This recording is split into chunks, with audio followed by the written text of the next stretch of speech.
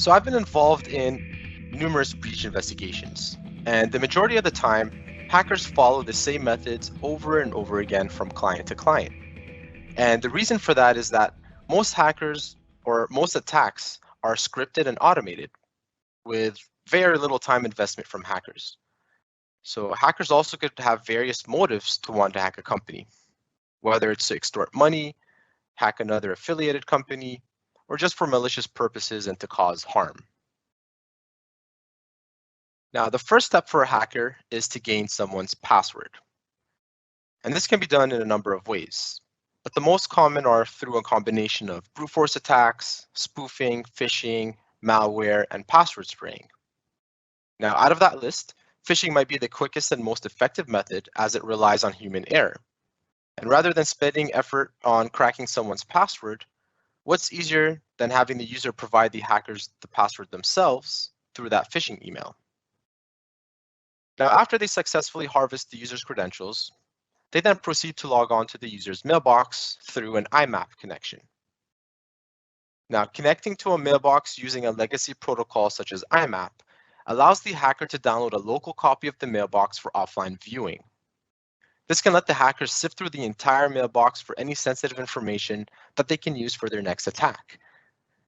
Now, whether that is to continue attacking the same company they already hacked, or to attack other companies through the compromised account they hacked in the first place. Now, once the hacker has the information they were looking for, they sign back into that compromised account from various countries, like China, Russia, Bulgaria, Nigeria, so on and so forth, to try and make it very difficult to track them down. And one of the main reasons why hackers sign into the compromised account is to set up forwarding rules. Now, what is a forwarding rule mainly? It's a rule that gets created on your inbox that sends all sent and received emails to a Gmail account owned by the hacker. Now, in some cases, those forwarding rules are triggered by certain keywords such as funds, donations, wire transfers, invoice, so on and so forth. That way, they can keep track of the emails that relate to their attack. All the hacker has to do now is monitor their Gmail account for any discussions around fund transfers, donations, and invoices in this case. Now, as they say, knowledge is power. So by doing so, the hacker can gain knowledge of who usually approves invoices, how do funds get transferred, where donations come in from, etc. And they do this to plan their next attack or their victim. Once they do that, they then proceed to send fake invoices and impersonate those individuals that approve invoices, hoping to fool someone in the company to transfer the funds to them. And as part of their attack, they want to minimize their footprint as much as possible. And to do so, the hackers will start to delete emails they sent from the compromised account in an attempt to hide their tracks. Now, how can we prevent hackers from doing what they're observed doing? You have to be proactive about it and close any gaps that could allow someone in through your email.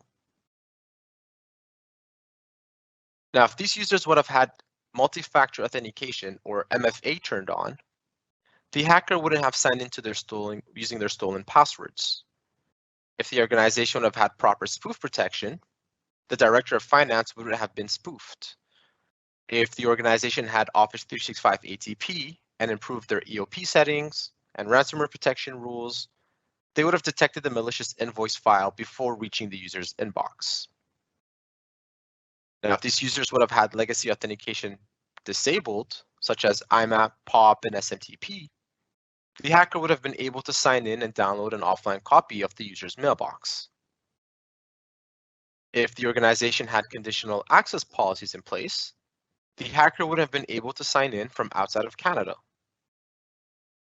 And if the organization had blocked auto-forwarding, the email auto-forwarder rule that the hacker set would have been blocked, and those emails would not reach the hacker's Gmail account.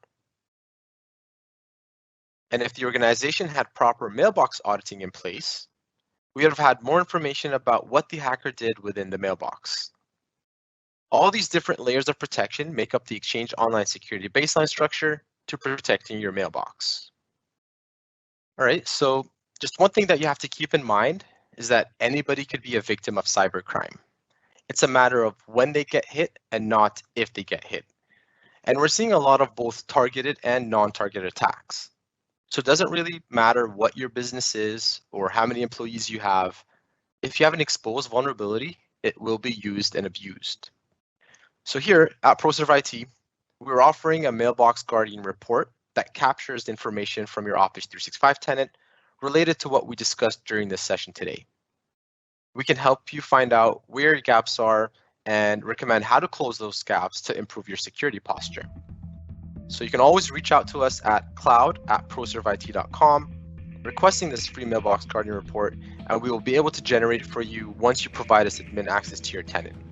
Looking forward to hearing from you all. Thank you.